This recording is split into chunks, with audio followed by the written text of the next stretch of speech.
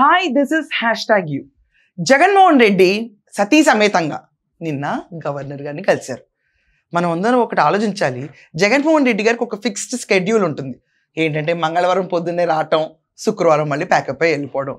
రాష్ట్రంలో పెద్దగా చేసే పనులు కూడా ఏం లేవు. ఆయన ఎవరికన్నా అపోజిషన్లో ఉన్నాము, ప్రజల కోసం ఏమైనా చేద్దాం మాట్లాడదాం అంటే అసెంబ్లీకి వెళ్ళే దమ్ము ధైర్యం కూడా ఎక్కడ లేదు. ఇప్పుడు దాకా వెళ్ళిన దాఖలాలు లేవు. వెళ్తే నువ్వు గొడవలు చేయి గవర్నర్ దగ్గరికి వెళ్ళి పెంటగా చేసి మాకు హోదా ఇవ్వు, స్టేటస్ ఇవ్వు. ఈ తప్ప మనం అడిగేది ఏం లేదు. మనకి లేనిది మనకు కాంది ఎక్కువ కావాలి. ఈ అత్యాశలోనే లిక్కర్ కుంభకోణంలో ఇరుక్కుని 3,500 కోట్ల దాకా ఈ రోజు సిట్ విచారిస్తూ దస్తా పేపర్లు బస్తా పెన్లు అనే సిచ్యువేషన్ అయిపోయింది. ఏంటి పోనీ దస్తా పేపర్లు బస్తా పెన్లు అనేవి ఓన్లీ సిట్కే పరిమితం అయిందంటే లేదండి బాబు. నిన్న జగన్మోహన్ రెడ్డి గారు సతీ సమేతంగా వెళ్ళిన తర్వాత ఆయన క్లియర్గా గవర్నర్ గారు కూడా పేపర్లు ఇచ్చారంట.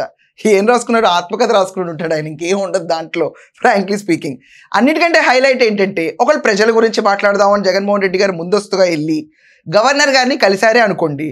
కలిస్తే కనుక బయటకు వచ్చి ప్రెస్కి ఒకటి చెప్పాలి కదా, ప్రజల్లారా మీకోసం నేను గొంతిప్పాను, ప్రజల్లారా నేను సతీ సమేతంగా వెళ్ళి గవర్నర్ గారిని కలిసి నేను ఆ రకంగా చెప్పాను, నా సమస్యలు కాదు మీ సమస్యల గురించి మాట్లాడాను, చంద్రబాబు నాయుడు ఇంత దోచుకున్నాడు, చంద్రబాబు నాయుడు అంత దోచుకున్నాడు, గవర్నర్ నోటీస్కి నేను తీసుకొచ్చాను. చెప్పలేదు కదా. ఓకే, అంటే వీటి గురించి ఏది డిస్కషన్ లేదు. ఇదంతా పక్కన పెడితే మంగళవారం శుక్రవారం బ్రాకెట్లో ఉండే జగన్మోహన్ రెడ్డి సోమవారం రోజు వచ్చేసాడు. అండ్ ఇంకొక హైలైట్ విషయం, ఎక్కడున్నాడు పేరిన్నాని అంటే అక్కడ దొరికాడు పేరిన్నాని. నిన్న జగన్మోహన్ రెడ్డి బయటకు వస్తుంటే పేరిన్నాని కూడా నడుచుకుంటూ వస్తున్నాడు. పేరిన్నాని అక్కడ ఉన్నాడు. పేరిన్నాని వీళ్ళతో పాటు వచ్చాడంటే బెంగళూరు నుంచి వచ్చాడుగా. అంటే ఇంతకాలం పేరిన్నాని హైదరాబాద్లో ఉన్నాడు, పేరిన్నాని ఎక్కడ దాక్కున్నాడు, పేరిన్నాని ఇక్కడ దాక్కున్నాడు, పేరిన్నాని బెంగళూరులో ఉన్నాడు. మరి ఎవరినైనా ఊరికే జగన్ గారు వస్తున్నారని నేను లోపల దాకా అలా వెళ్ళిపోయి అక్కడ పూలగుచ్చం ఇచ్చేలా తీసుకొస్తానంటే సెక్యూరిటీ సిబ్బంది ఒప్పుకోరు కదండి. బయటకు వచ్చినా తెచ్చుకొని పూలగుచ్చాలంటారు. లోపల నుంచి బయటకు వచ్చాడంటే పేరిన్నాని కూడా వీళ్ళతో పాటు ట్రావెల్ చేశాడని అర్థం. పేరిన్నాని ఎక్కడి నుంచి ట్రావెల్ చేశాడు? జగన్మోహన్ రెడ్డి గారు పులివెందుల నుంచి వచ్చారా? లేదు, బెంగళూరు ఎలంగా ప్యాలెస్ నుంచి వచ్చారు. ఆ ప్యాలెస్ నుంచి ఈ క్యాండిడేట్ రప్పరప్పని కూడా వేసుకొచ్చారు. ఎనీవేస్ రప్పరప్ప బాగానే ఉన్నాడు, ఇక్కడే తిరుగుతున్నాడు. నిన్న వీడియోస్లో ఉన్నాయి, చూసుకోండి ప్రతి ఒక్కళ్ళు. అండ్ ఇదంతా పక్కన పెడితే కార్యకర్తలు అభిమానులు పెద్దగా ఎవరు కనపడకుండా సడన్గా ఈ విజిట్ ఏంటి, గవర్నర్ గారిని కలవటం ఏంటి? అదేంటంటే జనాలు చాలామంది స్పెక్యులేట్ చేస్తారు ఆయన ఆరోగ్యం బాగాలేదు కాబట్టి జగన్మోహన్ రెడ్డి గారు వచ్చి కలిసి వెళ్ళారంట. గవర్నర్ గారు ఆరోగ్యం ఒకప్పుడు బాగాలేదు, ఆయన ట్రీట్మెంట్ తీసుకున్నారు, హాస్పిటల్ అడ్మిట్ అయ్యారు. తర్వాత ఆఖరికి ఆయన దైవ దర్శనం కూడా చేసుకుని నార్మల్గా తిరుగుతున్నారు. ఇంత తాపీగా ఉప్పురాడు ఎందుకు? పోయిన వారం వెళ్ళొచ్చుగా. ఏమ్మా ఈ లాజిక్ ఎవరు మిస్ అవుతున్నారేంటి? పోయిన వారం వెళ్ళొచ్చు కదా. మిథున్ రెడ్డి అరెస్ట్ అయిన తర్వాత ఏం చేయాలో తెలియకుండా చాలా మీటింగులు పెట్టుకున్న జగన్మోహన్ రెడ్డికి ఇంత తాచేవుగా కూర్చుని సాచేవుగా ఏమంటే తెలుగు మాటలు కూడా కొన్ని డొలుతున్నాయి, నాకు తెలుగు రాదు అనుకోకండి, సాచేవుగా వచ్చి ఈ జగన్మోహన్ రెడ్డి గారు నిన్న గవర్నర్కి కలవడం ఏంటి? చిన్నబాబు అయిన మిథున్ రెడ్డిని పసిపిల్లవాడిని చేసి అరెస్ట్ చేశారని చెప్పి బాధ ఎక్స్ప్రెస్ చేయడానికి వచ్చాడా? దస్తా పేపర్లు బస్తా పెన్నులతో రాసిన ఆ సోకాల్డ్ లెటర్లు ఇవే ఉన్నాయా? లేకపోతే చంద్రబాబు నాయుడు గారు అర్జెంట్గా సింగపూర్ వెళ్ళారు, 143 కోట్లు అక్కడ సింగపూర్ టీంను ఒకప్పుడు నేను అడిగాను అన్న వార్త వాళ్ళు చంద్రబాబు నాయుడు గారు చెవినేశారు. రాగానే రాష్ట్రంలో ఆయన సైరన్ పెట్టుకుని ఆయనకున్న టోన్లో ప్రతి ఒక్కరికి జగన్మోహన్ రెడ్డి ఇలా అడిగాడంట, అందుకే సింగపూర్ వాళ్ళు వెళ్ళిపోయారని చెప్తారన్న భయంతో వచ్చాడా? ఇది చాలా చిన్న విషయాలు. 143 కోట్లు అనేది నాకు తెలిసి అంత పెద్ద ఆరోపణ ఏం కాదు. ఎందుకంటే ఈరోజు ఫేస్ చేస్తున్న ఆరోపణలు 3,500 కోట్లు కిక్ బ్యాక్ సిస్టంలో లిక్కర్ ఉన్న కేసు. ఇదంతా పక్కన పెడితే వీళ్ళకి ఏంటో ఈ ఫిగర్ నాకు అర్థం కాదు, ఆడ్ నెంబర్ది. 30,000 మంది ప్రాణాలు హరించారంట ఈ లిక్కర్ తాగిన బాధితులు. ఇదంతా కాకుండా మనం అర్థం చేసుకుంటే 30,000 కోట్లు ట్రాన్సాక్షన్ క్యాష్లో చేసినట్టు లిక్కర్ కుంభకోణంలో. ఈ పర్టికులర్ తరుణంలో మిథున్ రెడ్డి తర్వాత భారతీరెడ్డా జగన్మోహన్ రెడ్డి అని చెప్పి ఆలోచిస్తున్నారు. అండ్ భారతీరెడ్డి ఈ మీటింగ్కి రావడం ఏంటి? ఇది కూడా ఆలోచించాలి ప్రతి ఒక్కళ్ళు. భారతీ సిమెంట్స్ ఆఫీస్ మీద దాడి జరిగిన తర్వాత గోవిందప్ప బాలాజీ డాక్యుమెంట్స్ కానివ్వండి, సీసీటీవీ ఫుటేజెస్ కానివ్వండి తీసుకెళ్ళిన తర్వాత ఈ గోవిందప్ప బాలాజీ ఈ లిక్కర్ కుంభకోణం మీటింగ్లన్నీ భారతీ సిమెంట్స్ ఆఫీస్లోనే జరిపాడని చెప్పి గూగుల్ లుకౌట్ నోట్ వాళ్ళు చెక్ చేసుకుని ఆ పర్టికులర్ క్యాబిన్కి వెళ్ళి అతని గురించి వెరిఫై చేసిన తర్వాత ఇంత రాద్ధాంతం జరిగి భారతీ సిమెంట్స్లో రైడ్ అయ్యి సిట్ వాళ్ళు ఇన్వెస్టిగేషన్ మొదలుపెట్టాక భారతీరెడ్డి గారికి కూడా భయం వచ్చి ఉంటుంది. ఎందుకంటే his full time director of Bharati cement, Bharati సిమెంట్స్లో full time డైరెక్టర్ని తీసుకెళ్తున్నారు అంటే భారతీరెడ్డి గారికి భయం రాకుండా మనకు వస్తుందా ఏంటండి? అదంతా వదిలేసేయండి.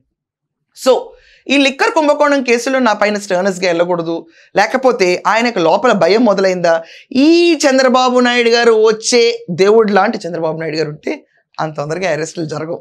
ఎందుకంటే ఆగండి, పోనిండి, ఉండనిండి అని ఒక జాలి మనస్తత్వం.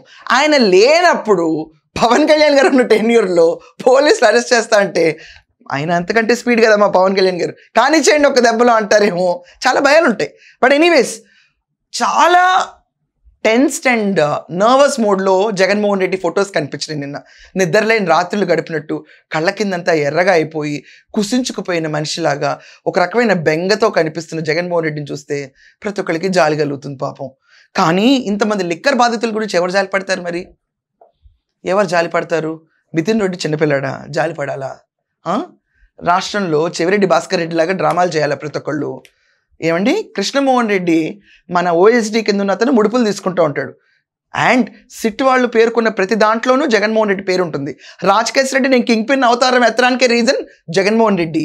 ఎందుకంటే ఈ ముడుపుల సంస్థలో పార్టీ ఫండ్ కింద 50 నుంచి 70 కోట్ల నెలలా కావాలని జగన్మోహన్ రెడ్డి అడిగాడు. అందుకనే ఈ ముడుపుల సంస్థ అనేది నిర్మించాం, అందుకనే మేజర్ బ్రాండ్స్ ఆపేసాం, షియర్ లిక్కర్ పోసి జనాలు చంపేశాం అని డైరెక్ట్గా ఇండైరెక్ట్గా అతనే చెప్పేస్తున్నాడు. అండ్ అంతిమ లబ్ధారి జగన్మోహన్ రెడ్డి అని చెప్పి కూడా సిట్ ఆల్మోస్ట్ పేర్కొంది. దీంట్లో భారతిరెడ్డి కూడా ఫోన్స్ వెళ్ళినాయి. సో భారతిరెడ్డి రోల్ ఎంత ఉంది అనేది కూడా ఇప్పుడు దాకా తేల్చలేదు.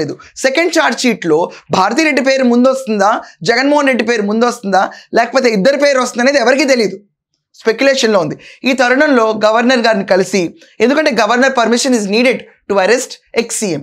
సో ఎక్స్-సీఎంని అరెస్ట్ చేసే తరుణంలో ఒకవేళ సిట్ ఇంత వేగవంతంగా మూవ్ అయ్యి ఈడీ ఇంటర్ఫీర్ అయింది కాబట్టి తిహార్ జైలు చూసి భయం అయి ఉండొచ్చు, లేకపోతే రానున్న ప్రణాళికల్లో తను ఎలా నలిగిపోతాడో అన్న ఒక ఆవేదనలో వైఫ్ తను కలిశారని చెప్పి బయట రూమర్స్ చాలా స్పెక్యులేట్ అవుతున్నాయి. ఇంతకంటే కలవడానికి రీజనే ఉంది చెప్పండి?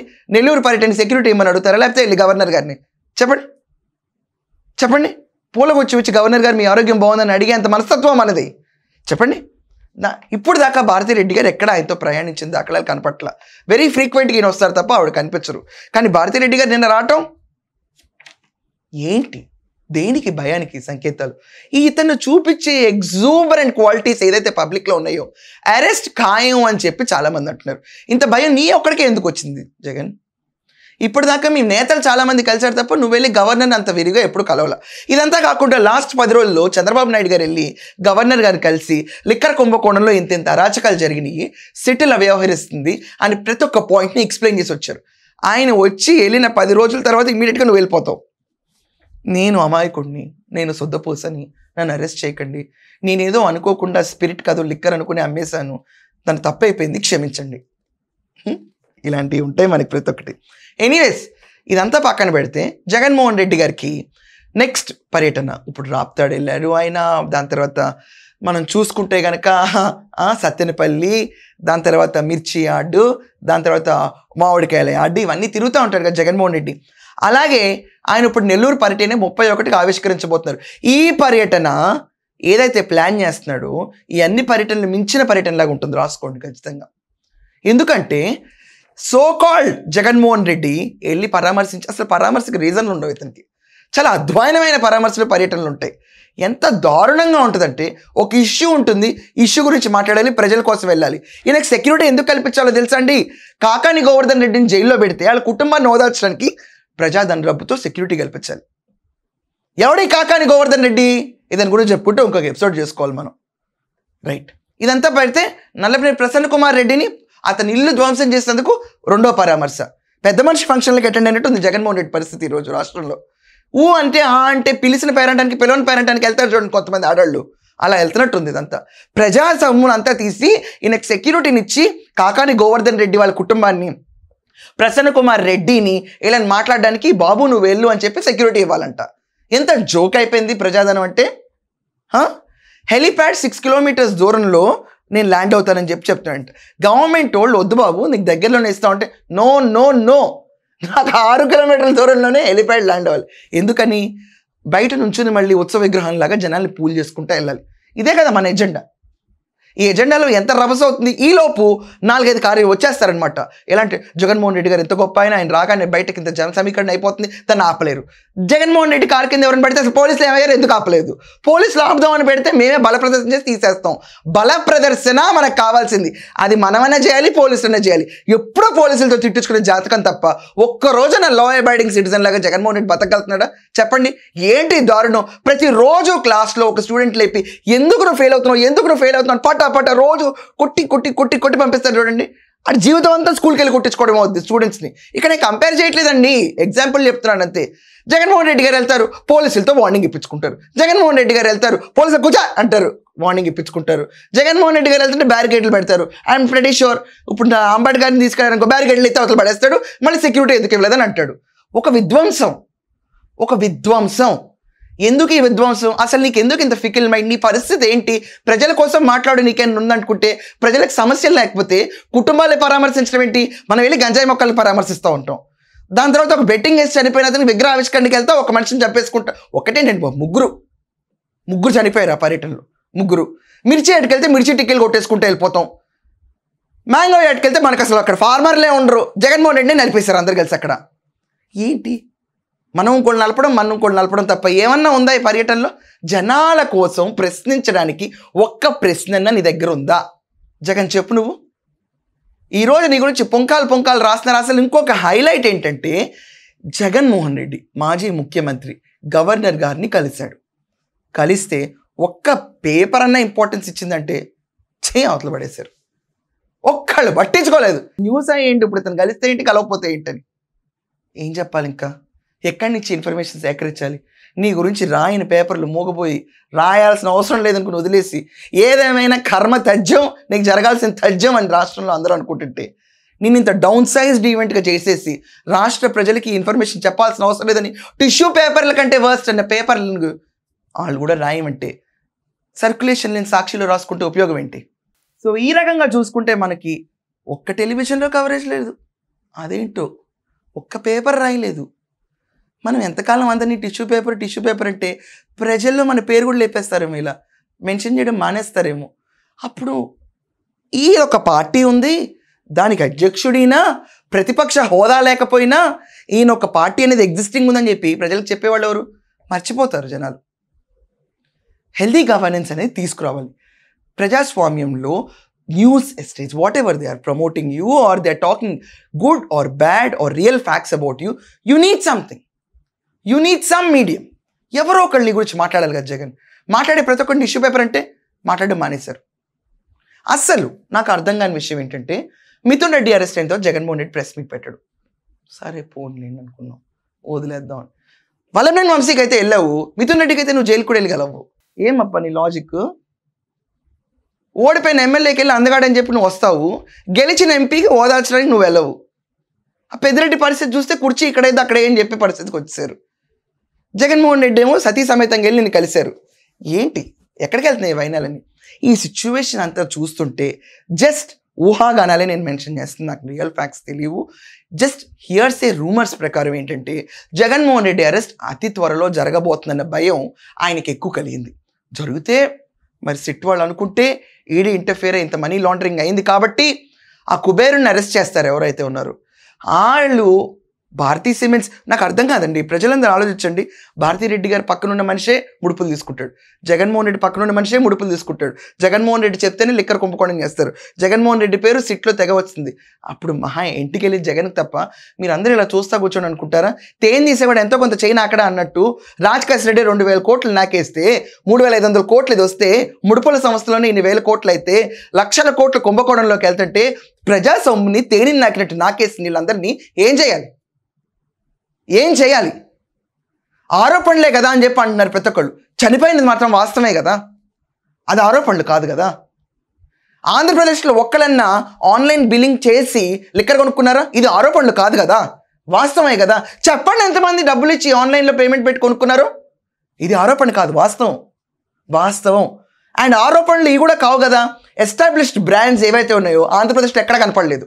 షకలక బూమ్ బూమ్ పిచ్చి బ్రాండ్లు అన్నీ తిరిగినాయి, అయ్యే కదా. ఈ ఆరోపణలు కాదు, ఇది వాస్తవమే కదా. ప్రెస్టేజ్, కుక్కరు ఏం చెప్పాలో కూడా అర్థం కావట్లేదు. ఇలాంటి బ్రాండ్లను నడిపి రాకేష్ మాస్టర్ చనిపోయింది శకలక వెళ్ళే కదా కాదా? ఇది కూడా ఆరోపణ, వాస్తవం కదా. మరి వాస్తవంలో ఇన్ని విధ్వంసాలు జరిగినప్పుడు డబ్బులు ఎవరికెళ్ళినాయి? ఈ అంతిమ లబ్ధిని అరెస్ట్ చేస్తే గేమ్ ఎండ్ అవ్వకూడదండి. ఎక్కడా కూడా రాష్ట్ర ఖజానాలో ఇన్ని వేల కోట్లు దోచారు కదా, డబ్బులు తీసుకొచ్చి రాష్ట్రానికి ఇవ్వాలి. ప్రాణ నష్టం, ధన నష్టం అన్నీ జరగాల. డబ్బులు స్టేట్ గవర్నమెంట్ ఖజానాకి తీసుకురావాలి. మేసేసి కూర్చొని ప్రతి ఒక్కరు జైల్లో ఒక 7-8 ఏళ్ళు 10 ఏళ్ళు ఉన్న తర్వాత బయట డబ్బులు విచ్చలవిడికి ఖర్చు పెట్టుకోవచ్చు, ఏం పోయింది ఒక 7 ఏళ్ళగా గడిపోద్దాం అని చెప్పి స్పెషల్ ప్రివిలేజెస్ అన్ని పెట్టుకుని జైల్లో కూర్చుంటే ప్రజాధనానికి ఆన్సర్ చేసేది ఎవరు? శిక్ష ఒక్కటే కాదు, ఎండ్ రిజల్ట్ కూడా కనిపించాలి స్టేట్కి. ఈసారి ఎంతకాలం అప్పులు పడి రాష్ట్రం ఇది? ఎంతకాలం? 15 ఏళ్ళకి తాకట్టు పెట్టిపోయావు నువ్వు ఈ రాష్ట్రాన్ని, లిక్కర్ని. ఆ అప్పులు వడ్డీలు కట్టుకుంటా వెళ్ళాలా, లేకపోతే ఈ ధనాన్ని తీసుకెళ్ళిపోయిందంతా ఎవరికి ఇవ్వాలి? ఎవడు అరుగుదారులు ఇక్కడ? నాకు నిజంగా అర్థం కాదు. ఈజ్ ఎక్స్-సీఎం అండి, తండ్రి స్థానంలో ఉండాల్సిన అతను, ఈవిడ ఒక మదర్ ప్లేస్లో ఉండాల్సిన లేడీ. ఇది chief minister and chief minister ఫ్యామిలీకి ఇచ్చే ఇంపార్టెన్స్ స్టేట్లో. తప్ప నేను అంది? ఆలోచించండి ప్రతి ఒక్కళ్ళు. ఈయన చెప్తే కుంభకోణం జరిగిందని రాజకేశ్ రెడ్డి చెప్తాడు, ఈవిడ ఆఫీస్లో ఉన్న ఫుల్ టైం డైరెక్టర్ ఏమో ముడుపులో వసూలు చేస్తాడు. వీళ్ళిద్దరికీ కాల్స్ అని చెప్పి సిట్ చెప్తా ఉంటుంది బయట.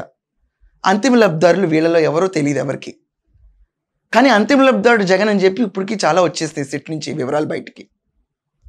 ఇదా ఒక పిల్లని కాపాడయ్యా, నీ దగ్గర ఉంటే సేఫ్గా ఉంటుంది అని చెప్పి అప్పుడే పుట్టిన ఆంధ్రప్రదేశ్ని ఆడపిల్లలాగా కాపాడు అని కస్టోడియన్ గార్డియన్కి ఇస్తే వాళ్ళే చేర్చితే ఎవరికెళ్ళి చెప్పాలి ఇంకా? ఇదా నమ్మకం? ఇదా రాష్ట్రం? ఇలా చేసుకొస్తారా జగన్మోహన్ రెడ్డి గారు ఏదన్నా మీరు? ఇలాంటి తరుణంలో ఆయన ఉభయ కుశలోపరి అడగడానికి మాత్రం గవర్నర్ దగ్గరికి వెళ్ళారని ఎవరు నమ్మరు. అండ్ ఇంకా వెయిట్ చేయండి, ఈరోజు 29, రేపు ఒక్కరోజు ప్రశాంతంగా మెడిటేషన్ చేయండి అందరూ. 31వ తారీఖు ఎంత విధ్వంసం జరుగుద్దో ఆ రోజు మళ్ళీ మాట్లాడదాం. టిల్ దెన్ మీరందరూ కూడా జగన్మోహన్ రెడ్డి గవర్నర్ని ఎందుకు కలిశాడు, సతీ సమేతంగా ఎందుకు కలిశాడు, అండ్ పేరుని అక్కడ కనిపించాడంటే ఎక్కడ ఉన్నాడు ఇంతకాలం? మీ అభిప్రాయాన్ని కామెంట్స్లో చెప్పండి. Till then take care, thank you.